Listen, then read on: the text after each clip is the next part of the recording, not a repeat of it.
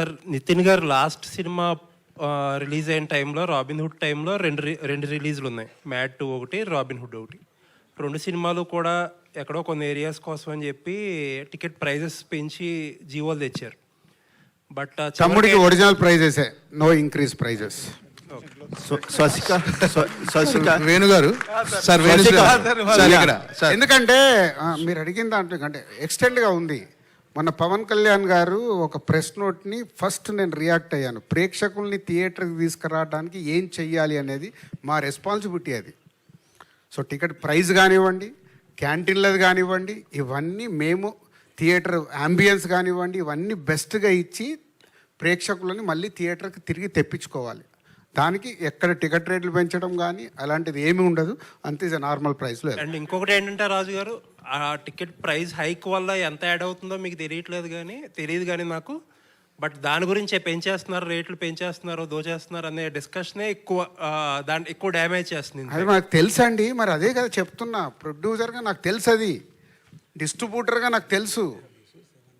నేను ఇందాక చెప్పింది అదే కదా. బట్ మా చుట్టూ ఉండే డిఫరెంట్ సిచ్యువేషన్స్ వల్ల ఆ ఒక సినిమా కానీ ఇంకో సినిమా, నా ఓపెనింగ్ ఎంత వచ్చిందని ఇంకొకరు ఓపెనింగ్ ఎంత, ఇవన్నీ మార్పు రావాలనే కదా నేను ప్రయత్నం చేస్తున్నాను చెప్తున్నాను. నా ప్రయత్నాన్ని మీరు హర్షిస్తూ దీని మీద రాయండి రేపటి నుంచి ఆర్టికల్స్. ఓకే, ఎన్ని వీలైతే ఆర్టికల్స్ దీని మీద రాయండి, మార్పు కావాలి అని. దానికి ఆదర్శం మన డిప్యూటీ సీఎం గారు ఏదైతే చెప్పారో దాన్ని నేను ఫాలో చేస్తున్నా. అలాగే తెలంగాణ గవర్నమెంట్లో కూడా నిన్న సబ్ కమిటీ మీటింగ్లో ఇది ప్రపోజల్ ఇచ్చాను డిప్యూటీ సీఎం గారికి. వాళ్ళకి నిన్న వాళ్ళు ఇచ్చిన దాంట్లో క్లియర్గా ఇవ్వలేదు. బట్ తెలంగాణ స్టేట్లో కూడా అది సేమ్ పవన్ కళ్యాణ్ గారు అక్కడ ఏదైతే అడిగారో అది యాజ్ ఇట్ ఈస్గా ఇక్కడ ప్రపోజల్ పెట్టాం. డైరెక్టర్ గారు sir, congrats sir. First trailer చాలా బాగుంది. థ్యాంక్ యూ సార్, ఈ సినిమా చూస్తుంటే ఫ్యామిలీ ఎమోషన్స్ అంటే ఒక అక్క తమ్ముడు, ఒక మేనకోడలు, ఒక మామయ్య, వీళ్ళ మధ్య జరిగే ఒక స్టోరీలా ఒక ఫ్యామిలీ ఎమోషన్స్లో కనిపిస్తుంది సినిమా ట్రైలర్ చూస్తే. బట్ మీరు టెక్నికల్గా ఈ సినిమా చాలా గ్రిప్పింగ్గా ఉండాలని సౌండ్ డిజైనింగ్ కానీ ఇవన్నీ పర్టికులర్గా అంటే ఒక ఫ్యామిలీ, ఒక యాక్షన్ థ్రిల్లరు, ఒక మీరు అన్నట్టుగా ఒక యాక్షన్ ఎంటర్టైనర్ సినిమా చేసి ఇలాంటి సౌండ్ డిజైనింగ్ ఇవన్నీ పర్టికులర్గా డిజైన్ చేసుకుంటారు. సో పర్టికులర్గా ఒక ఫ్యామిలీ ఎమోషన్స్ ఉన్న ఈ సినిమాకి మీరు టెక్నికల్గా ఇంత సౌండ్ ఉండాలని ఎందుకు అనుకున్నారు సార్?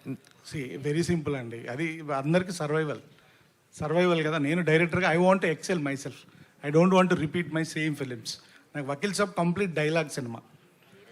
వకీల్ సాబ్లో ఫస్ట్ కోర్ట్ సెషన్లో ఎన్ని డైలాగులు ఉంటాయి, ఈ సినిమా అంతా అన్ని డైలాగులు ఉంటాయి. ఈ సినిమా డైలాగులు అన్నీ తీసి తిప్పి కొడితే నాకు తెలిసి 10 పేజీలు వస్తుందో 15 పేజీలో వస్తుంది. సో అంటే I just wanted to make అంటే ఒక విజువల్ అప్పీలింగ్. ఎందుకంటే అంటే ఇప్పుడు ఆడియన్ థియేటర్లోకి వచ్చి సినిమా ఎంజాయ్ చేయాలంటే సార్ మీడియం మారిపోవడం వల్ల విజువల్ గ్రాండియర్నెస్ ఎక్స్పెక్ట్ చేస్తున్నారండి. ఎట్ ద సేమ్ టైం వాళ్ళకి ఆ ఎక్స్పీరియన్స్ ఇవ్వడానికి ఆ సౌండ్ డిజైన్ని, ఆ విజువల్ని, దాన్ని అంటే part of the screen play లాగా ఏదో కావాలని ఇరిగించినట్టుగా అలా కాకుండా అలా ఒక part of the screen play లాగా రాసుకొని చేశానండి. జస్ట్ ప్యూర్ మై అంటే నాకు ఇలా తీయాలని ఉంది, ఇలా ప్రజెంట్ చేయాలి అనిపిస్తుంది అని చెప్పి చేసిన ప్రజెంటేషన్ సార్. ఎందుకంటే యూజువల్గా మనం ఫ్యామిలీ సినిమా అనుకోగానే ఒక ఇల్లు, ఆ ఇంటికి ఒక హీరో వస్తాడు, ఇంకా అక్కడ నుంచి అక్కడే ఒక చుట్టూ జరుగుతుంది అనేది ఉంది చూడండి. I just wanted to come out of it and try something new. That's it. Mike Razu garu,